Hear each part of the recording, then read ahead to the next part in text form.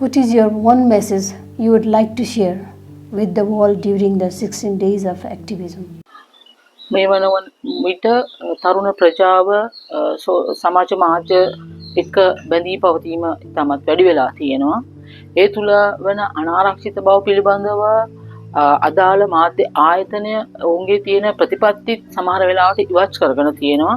ඒක ඉතාම බරපතල ප්‍රශ්නයක් වෙලා තිනවා, විශේෂයෙන්ම දරුවන් හා තරුණ කාන්තාවන් සමාජ මාධ්‍ය තුළ ඉතාමත් අනාරක්ෂිත තත්ත්වයකට තමයි පත් වෙලා තියෙන්නේ. ඉතාමත් නරක විදියට ඉතාමත් ඉක්මනින් ඔවුන්ව ගොදුරු බවට පත් වෙන තත්ත්වයක් අපි දකින්න ලැබෙනවා. ඒ නිසා රටක් විදියට ඔවුන් ප්‍රතිපත්ති සම්පාදනය කරත් භාෂණයේ නිදහස පිළිබඳව ගත්තත් ඔවුන් ආරක්ෂා වෙන විධිවිධාන තමයි ඔවුන් සකසා ගන්නේ.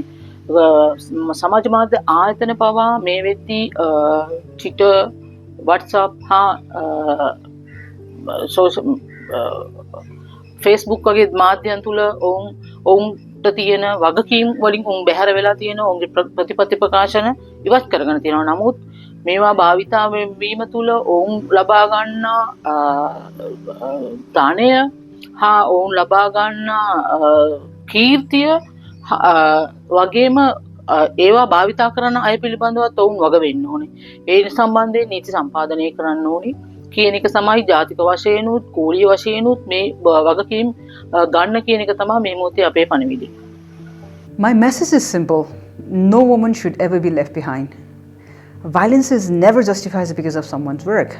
Sex workers, like all women, deserve safety, dignity, and human rights.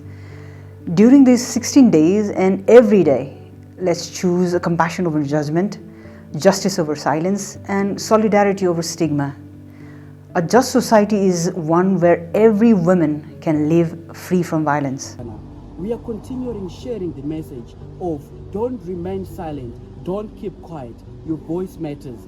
If you are suffering from any forms of gender-based violence, do speak out and do get help, because your life and your mental health matters the most. Young girls and young women, please do speak up. Your life is the future.